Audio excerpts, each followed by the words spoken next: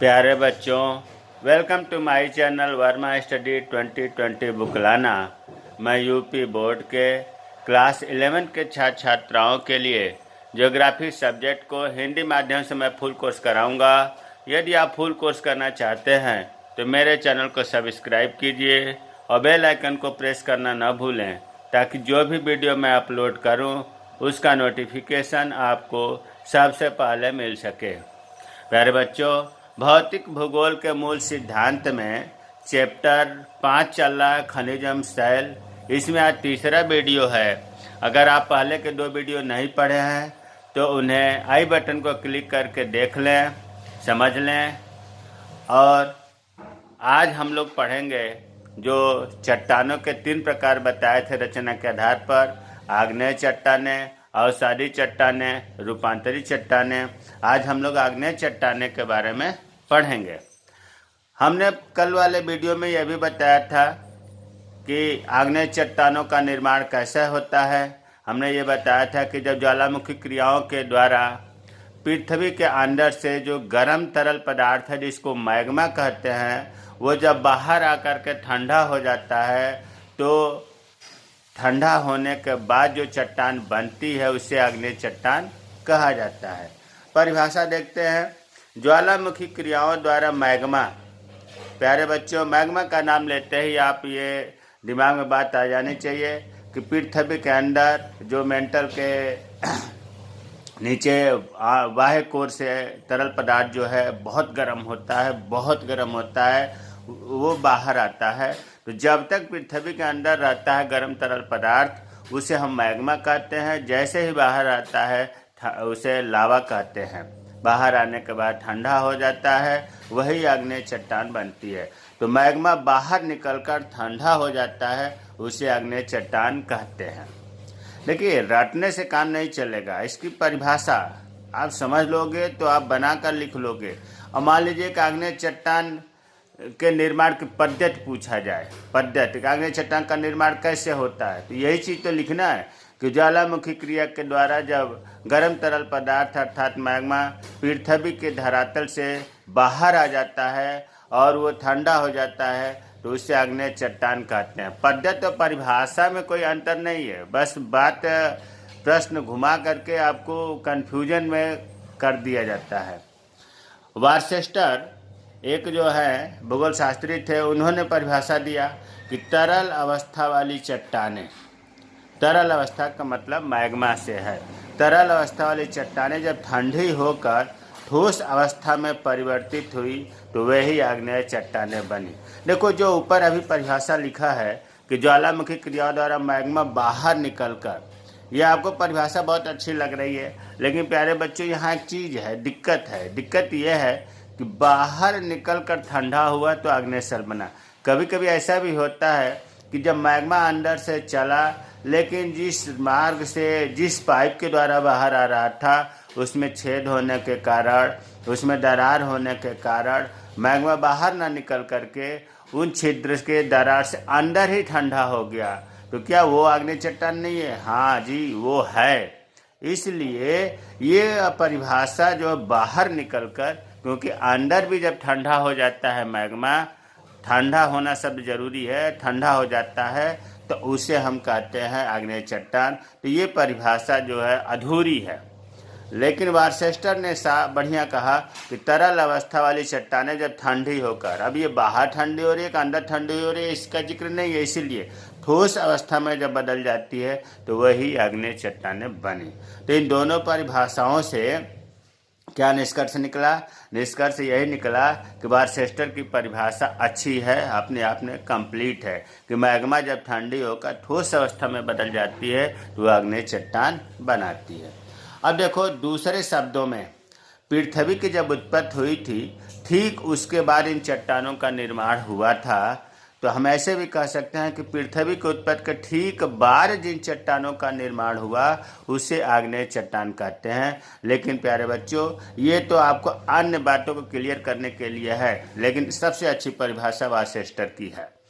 पृथ्वी की जब उत्पत्ति हुई थी उसके बाद जिन चट्टानों का, मतलब आग्नेय चट्टानों का निर्माण हुआ था, और आग्नेय चट्टानों से ही जो 2 चट्टानें शेष हैं, अवसादी चट्टानें, रूपांतरित चट्टानें, उनका निर्माण होता है। तो आग्नेय चट्टानें सबसे पहले बनी, पृथ्वी के उत्पत्ति के ठीक बाद बनी, उसीलिए इसे कहा जाता है प्राथमिक चट्टानें, प्राइमरी रॉक्स। उस समय कोई भी जीव जंतु, पेड़ पौधे, मानव कुछ भी नहीं था इस पृथ्वी पर जब आग्नेय चट्टान का निर्माण हुआ। क्योंकि पृथ्वी के उत्पत्ति के बाद पृथ्वी बहुत गर्म अवस्था में थी। उस समय केवल जो है चट्टान, आग्नेय चट्टान बना। अब ये सबसे पहले बनी, इसलिए इन्हें प्राथमिक चट्टान या मूल चट्टान भी कहते हैं। इसी चट्टान से अन्य चट्टानों का निर्माण होता है, अवसादी चट्टानों का, रूपांतरित चट्टानों का इसी आग्नेय चट्टान से ही निर्माण होता है, इसीलिए जनक चट्टानें भी कहते हैं। अब आते हैं आग्नेय चट्टानों की विशेषताएं। अब आपने परिभाषा अगर समझ लिए होंगे तो लगभग आप 80% आपको विशेषता अपने आप क्लियर हो जाएगा। पहले तो ये क्लियर हो जाएगा कि मैग्मा कहाँ निकलेगा, तो ज्वालामुखी क्षेत्रों में निकलेगा। तो पहली विशेषता ये हो गई कि ये चट्टानें मुख्यतः ज्वालामुखी क्षेत्रों में पाई जाती है, रटना नहीं है। फिर मैं कह रहा हूँ कि भूगोल तो कतई नहीं रटने का विषय, तो समझने का है, साइंस है। तो जहाँ पर मैग्मा निकलेगा, मैग्मा ज्वालामुखी क्षेत्रों में ही तो निकलेगा। दूसरा है कि जब मैग्मा निकला पृथ्वी के जस्ट उत्पत्ति के बाद आग्नेय चट्टान का निर्माण हुआ, जैसे कि ऊपर अभी क्लियर हुआ, उस समय हमने ये बताया कि पेड़ पौधे, जीव जंतु नहीं थे। तो जब जीव जंतु नहीं थे तो उनके अवशेष भी नहीं मिलेंगे, अर्थात जीवाश्म नहीं पाए जाते हैं। जीवाश्म का मतलब होता है जीवों के अवशेष। लेकिन प्यारे बच्चों, कुछ ऐसे लोग हैं, हमने देखा किताब में, वो ये कह रहे हैं कि ये इतना तरल गर्म पदार्थ था, मैग्मा इतना गर्म था कि जीवाश्म नष्ट हो गया। लेकिन ये सरासर 100% गलत है। गलत ये है कि उस समय पौधे थे ही नहीं, जीव जंतु थे ही नहीं, मानव का विकास ही नहीं हुआ था। इस वजह से जीवाश्म नहीं होते हैं, न कि गर्म पदार्थ से नष्ट होते हैं। तो जीवाश्म नहीं पाए जाते हैं। इसका कारण भी आपको पता होना चाहिए कि पृथ्वी की उत्पत्ति के ठीक बाद जो है आग्नेय चट्टानों का निर्माण हुआ था। इन चट्टानों में परतें नहीं पाई जाती हैं। जब मैग्मा निकल करके बाहर ठंडा हो गया, अंदर ठंडा हो गया, तो इसमें परत नहीं होती है। ये अत्यंत कठोर टिकाऊ होती है। क्यों? मैग्मा जब बाहर निकला, ठंडा हो गया, तो कठोर तो स्वाभाविक है होना। और देखो, जब कठोर होगा तो इसी से कई बातें आ जाती हैं सामने कि कठोर होगा तो इनमें अपर्दन क्रिया, मतलब इनका भू क्षरण, टूट फूट कम होगा, प्रभाव बहुत कम पड़ा। ऐसा नहीं कि होगा ही नहीं, कम अपर्दन होगा। और ये चट्टानें जब कठोर होती हैं तो ये अभेद होती हैं। अभेद का मतलब कि इनमें मतलब नहीं, भेद मतलब भेद ना, इनमें पानी आसानी से अंदर प्रवेश नहीं कर पाता है। यहाँ देखो, ध्यान दो, ये चट्टानें कठोर होती हैं, अभेद होती हैं, एक हम कह सकते हैं अछिद्रमय। अछिद्रमय मतलब इनमें छिद्र नहीं होता है। इनमें जब छिद्र नहीं होगा, कठोर होंगी, तो जल आसानी से अंदर नहीं जाएगा। तो कठोर से ही 3 शब्द आ गया, अपर्दन नहीं होगा, कम होगा, और अभेद या अछिद्रमय वाली ये चट्टानें होती हैं। अछिद्रमय, आगे इसका जरूरत पड़ेगा, इसलिए इस पर जोर दे रहा हूँ कि अ मतलब नहीं, छिद्र मतलब छिद्र नहीं होता है। ये चट्टानें रवेदार होती हैं, रौ के आकार भिन्न भिन्न होते हैं। कल मैंने वीडियो में बताया था कि जो मैग्मा जल्दी ठंडा होता है वो उसके रवे उतने ही छोटे होते हैं।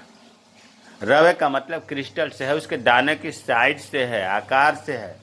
तो ये रवेदार तो होती हैं, लेकिन ये भिन्न भिन्न होती हैं। भिन्न भिन्न का मतलब कि जल्दी ठंडा हो गया तो एकदम छोटे छोटे या अविकसित अवस्था में रवे होंगे, थोड़ा देर में ठंडा हुआ तो छोटे छोटे रवे होंगे। बहुत धीरे धीरे तो होता नहीं है, क्योंकि बाहर जो है, पृथ्वी के बाहर धीरे धीरे ठंडा होने का सवाल ही नहीं उठता। इसीलिए कहा गया रवेदार तो होते हैं, लेकिन रवे का आकार भिन्न भिन्न होता है। इन चट्टानों में धातु में बहुमूल्य खनिज पाई जाती हैं। प्यारे बच्चों, जब मैग्मा जमीन के अंदर से आता है तो केवल पानी थोड़ा नहीं आता है, जलवाष्प भी आता है, राख भी आता है, कंकड़ भी आता है, पत्थर भी आता है, मिट्टी भी आती है, धुआं भी आता है, गैसें भी आती हैं। तो इनमें धातुएं अगर पृथ्वी के अंदर है तो वो भी तो बाहर निकलेंगी। तो धातुएं जब बाहर निकलेंगी तो स्वाभाविक है कि चट्टानों में बहुमूल्य धातुएं भी मिलेंगी। यांत्रिक विखंडन, यांत्रिक विखंडन को हम अजैविक विखंडन भी कहते हैं। मतलब जीव जंतुओं पेड़ पौधों के अलावा जो विखंडन होगा जिससे उसे हम यांत्रिक विखंडन कहते हैं, जैसे जल के द्वारा, पवन के द्वारा, हिमानी के द्वारा ये आग्नेय चट्टानें टूट जाती हैं। क्यों टूट जाती हैं भाई? लंबे समय तक धूप ताप बर्फ जब पड़ेगा तो ऊपरी परत कमज़ोर तो होगी ही, कोई 1-2 दिन में नहीं, हजारों वर्ष लगते हैं, लाखों वर्ष होते हैं, तो आग्नेय चट्टानें ऊपर से टूटने लगती हैं। यही चीज़ है। इनका स्वरूप कभी गोलाकार नहीं होता। एक क्रिस्टल का नाम ही आप समझ लो कि गोला की बात नहीं हो रही है, ये रवेदार होते हैं। अब ब्रैकेट में लिखा है कि जब मैग्मा तेजी से ठंडा होता है तो रवे छोटे छोटे होते हैं। अभी उन्होंने बताया। इसके विपरीत जब मैग्मा धीरे धीरे ठंडा होता है तो रवे बड़े होते हैं। ब्रैकेट वाला चीज़ बहुत महत्वपूर्ण होता है, इसलिए मैं इसे ब्रैकेट में लिखता हूँ। और ये भी लिखता हूँ कि इम्तहान में इनको लिखने की ज़रूरत नहीं है, ये आपको समझने के लिए, ये आपको अधिक जानकारी के लिए ऐसे हमारा लिखने का हिंट होता है। आग्नेय चट्टानों में जीवाश्म न होने का कारण, देखो जब जीवाश्म नहीं होता आग्नेय चट्टानों में, क्यों नहीं होता? क्योंकि उस समय पेड़ पौधे जीव जंतु आदमी नहीं थे, तो जीवाश्म से ही कोयला बनता है। पेड़ पौधे लंबे समय तक जब दबे रहते हैं ज़मीन में तो कोयला बनता है, खनिज तेल मतलब पेट्रोलियम पदार्थ और प्राकृतिक गैस बनता है। लेकिन जहाँ जीवाश्म ही नहीं होगा वहाँ पर ये तीनों चीज़ नहीं मिलेंगे। ध्यान देने की बात है कि जीवाश्म से ही कोयला का निर्माण होता है, खनिज तेल का निर्माण होता है, प्राकृतिक गैस होता है। और आग्नेय चट्टानों में जब जीवाश्म ही नहीं रहेगा तो कोयला, खनिज तेल, प्राकृतिक गैस कैसे मिलेगा? अब आते हैं प्रमुख आग्नेय चट्टानों के नाम। देखिए, granite, diorite, basalt, gabbro, silica, dolomite, rhyolite, feldspar, अब्रक, ये आग्नेय चट्टानों के उदाहरण है। आग्नेय चट्टानें मिलती कहाँ है? भारत में अरावली पर्वत का आप नाम सुने होंगे, दक्षिण भारत में है। छोटा नागपुर की पहाड़ियाँ सुने होंगे, यहाँ पर आग्नेय चट्टानें हैं। इतना ही नहीं, अजंता की गुफाओं का निर्माण आग्नेय चट्टानों को काटकर ही बनाया गया है। अजंता की गुफा जो है आग्नेय चट्टानों से काटकर बनाया गया है। और जापान में भी आग्नेय चट्टानें देखने को मिलती हैं।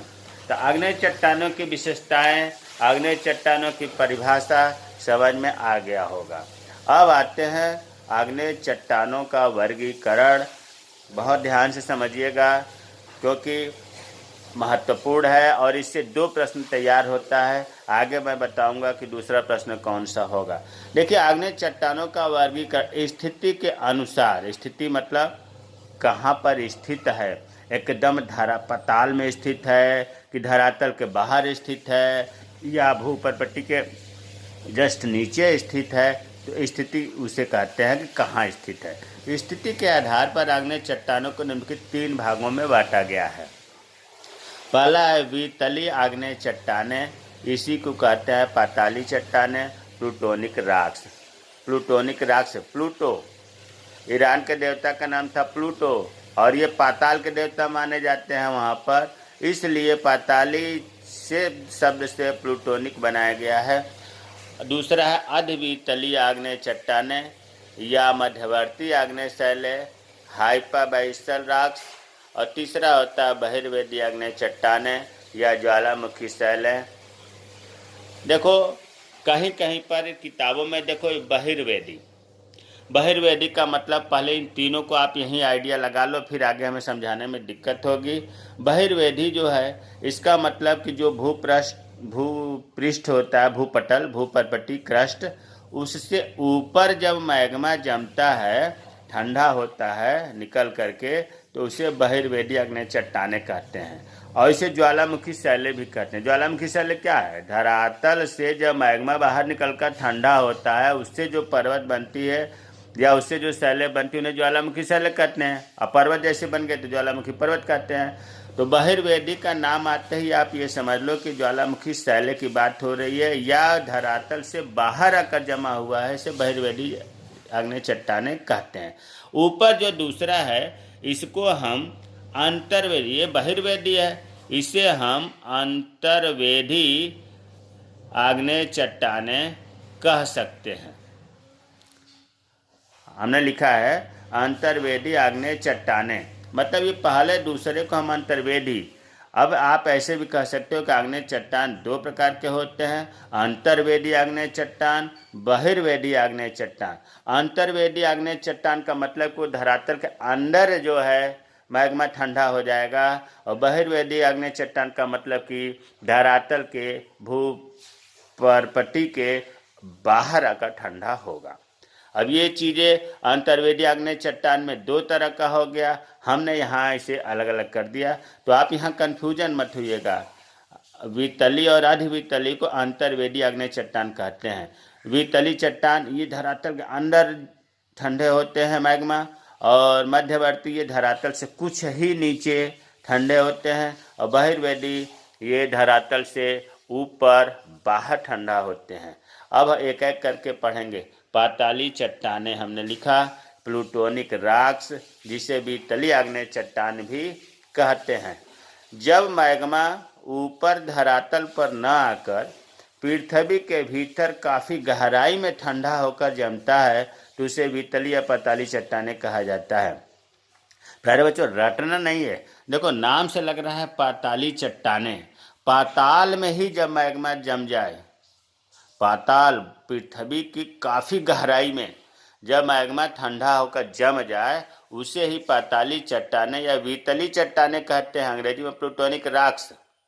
और मैग्मा बताओ, तुम्ही से हम पूछ रहे हैं, अगर अधिक गहराई में जमेगा तो क्या जल्दी जमेगा या धीरे धीरे जमेगा? तो आप कहोगे कि नहीं, धीरे धीरे ठंडा होगा। और हमने ये बताया है पिछली दो वीडियो में कि जब मैग्मा धीरे धीरे ठंडा होता है तो उतने ही रवेदार बड़े बड़े रवे बनते हैं। याद कर लो कि जब मैग्मा धीरे धीरे ठंडा होता है तो चट्टाने में बड़े बड़े रवे बनते हैं। तो ये धीरे धीरे ठंडा होता है पाताली में, तो इसके जो रवे होते हैं बहुत बड़े बड़े होते हैं। रवे का मतलब क्रिस्टल, दाने से मतलब है। जैसे ग्रेनाइट, गैब्रो, ये पाताली चट्टाने हैं। तो पाताली चट्टाने, हम उम्मीद है कि समझ में आ गया होगा।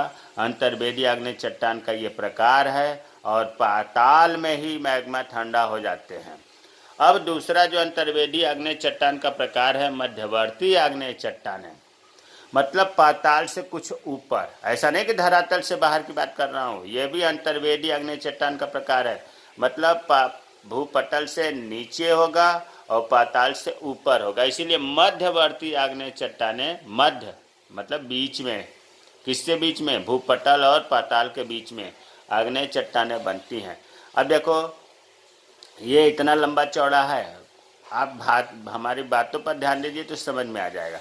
जब मैग्मा ऊपर आते समय मार्ग में मिलने वाली दरार, छिद्र या संधियों में जम जाते हैं। मैग्मा तो नीचे से चला, मैग्मा का मतलब देखो ऊपर हमने लिख दिया है, भूगर्भ के अंदर के तरल पदार्थ।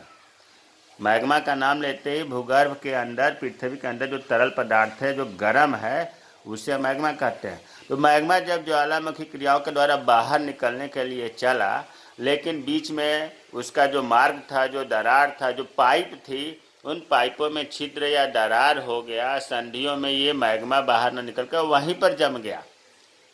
मैग्मा जो है दरारों में, छिद्रों में, संधि मतलब जोड़ों में अंदर ही जब जम गया तो उसे ही कहते हैं अर्धवितली या मध्यवर्ती आग्नेय शैलें।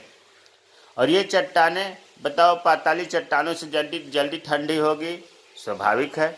सबसे धीरे धीरे तो पाताली चट्टानें ठंडी होती हैं, और सबसे जल्दी धरातल के बाहर वाली ठंडी होती है, बीच की स्थिति है।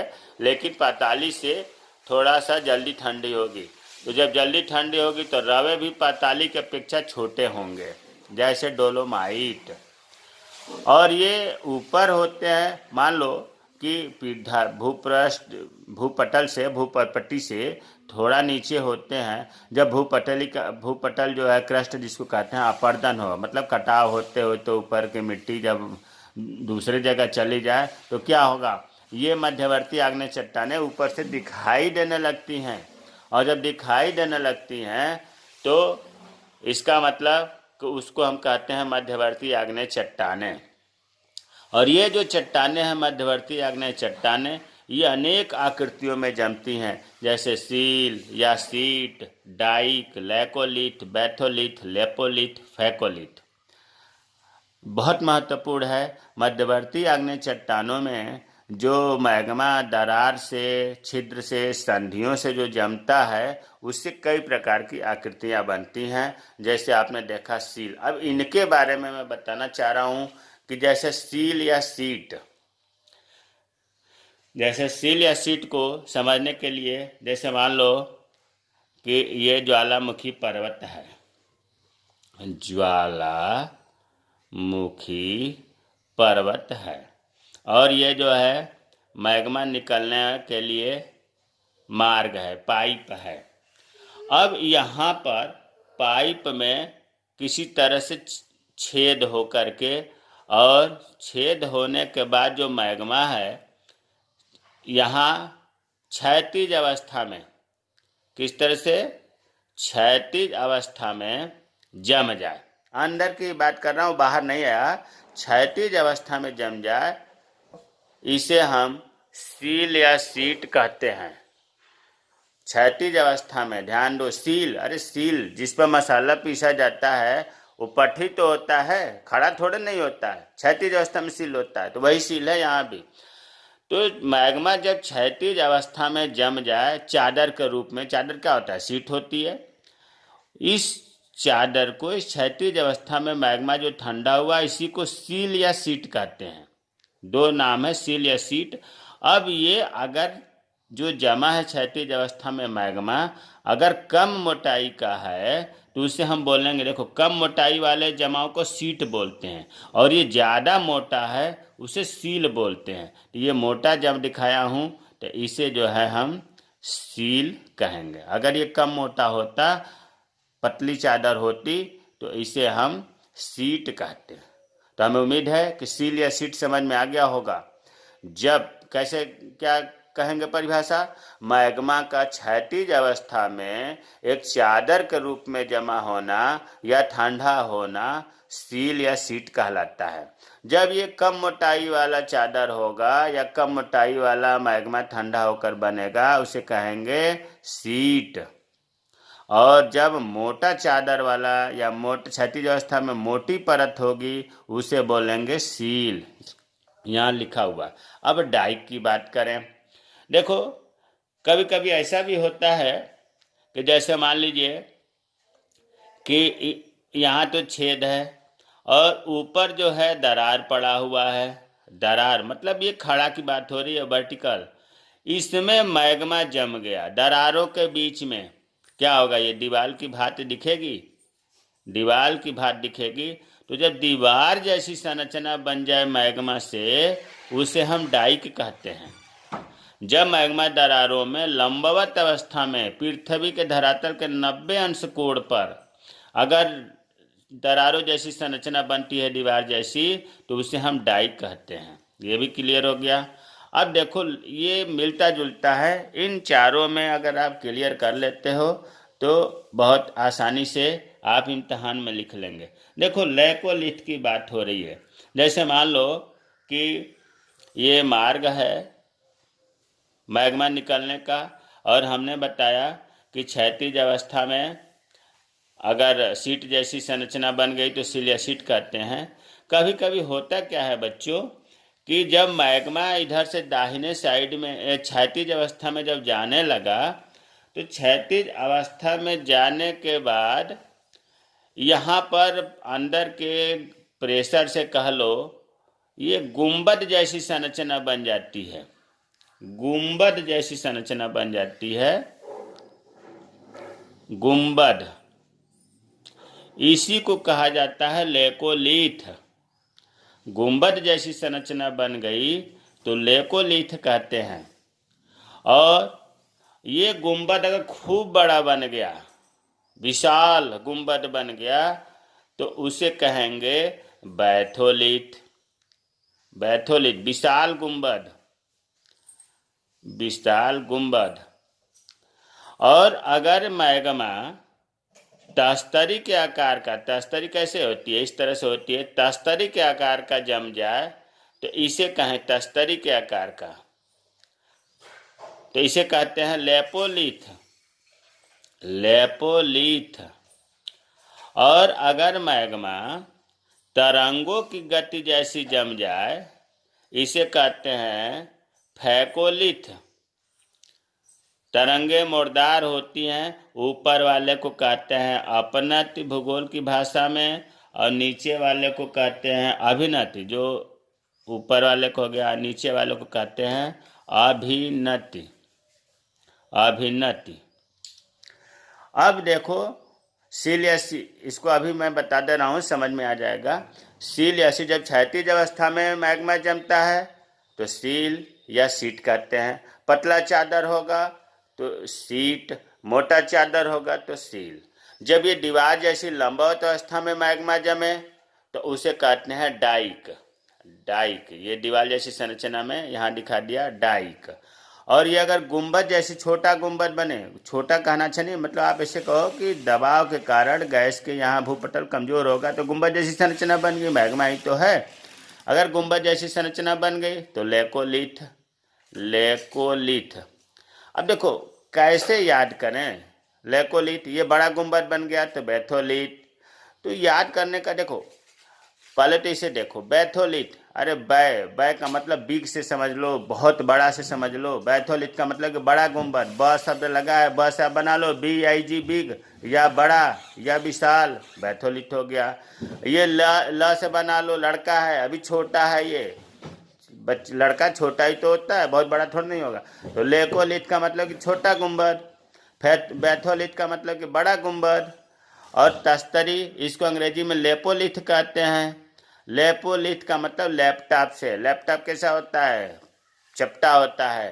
तो लेपोलिथ से लैपटॉप जैसा, तस्तरी जैसा। और फैकोलिथ, फेंक दो, मान लो किसी बाल को आप फेंकते हो तो ऊपर ऊपर नीचे टकराएगी, ऊपर जाएगी, फिर नीचे ऊपर, इस तरह से तरंगे बन गई। फेंक दो, फेंकना से याद करो।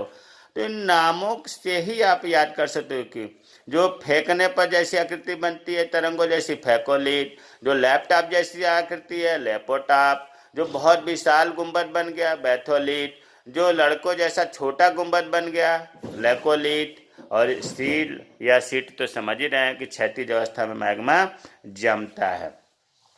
अब तीसरा जो था आपने देख लिया, पाताली चट्टानें पढ़ लिया। दूसरा मध्यवर्ती आग्नेय चट्टानें। तीसरा है बहिर्वेदी आग्नेय चट्टानें।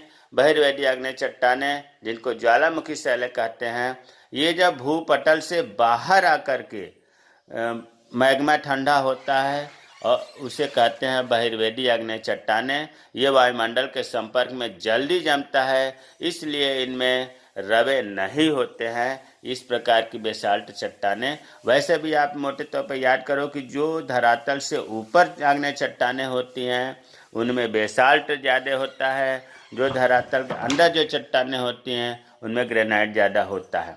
अब आपको अगर याद करना है कि आग्नेय चट्टानों का वर्गीकरण आपको 3 बताया गया। अंतर्वेदी आग्नेय चट्टानों में 2 बताया गया, पाताली चट्टानें और मध्यवर्ती आग्नेय चट्टानें, और दूसरा बहिर्वेदी आग्नेय चट्टानें। दूसरा प्रश्न कैसे तैयार होगा? आपको पृथ्वी की आंतरिक संरचना में बताया गया था ज्वालामुखी की स्थल आकृतियाँ। ज्वालामुखी की स्थल आकृतियाँ भी 2 तरह की होती हैं। वहाँ पर जो अंदर जमती हैं उनको अंतर्वेदी ज्वालामुखी स्थल आकृतियाँ, और जो बाहर बनता है, जो बाहर निर्माण होता है ज्वालामुखी का, उसे बहिर्वेदी ज्वालामुखी आकृतियाँ कहते हैं। प्यारे बच्चों, बहिर्वेदी, इसको मैं रिपीट करना चाह रहा हूँ कि जो बहिर्वेदी, जो बाहर ज्वालामुखी बने थे, जैसे उसमें आपको बताया गया था बाहर वाले में कि मिश्रित ज्वालामुखी, सील्ड ज्वालामुखी, ज्वालामुखी कुंड। ये क्या है? ज्वालामुखी के बाहर, मतलब धरातल के बाहर ज्वालामुखी का निर्माण हुआ। और स्थल आकृतियाँ, जो अंतर्वेदी स्थल आकृतियाँ ज्वालामुखी का बताया गया था, उसमें भी यही आकृति बताई गई थी। सील या sheet, dyke, laccolith, batholith, lopolith, phacolith. तो एक ही प्रश्न, 2 प्रश्नों का उत्तर हो गया।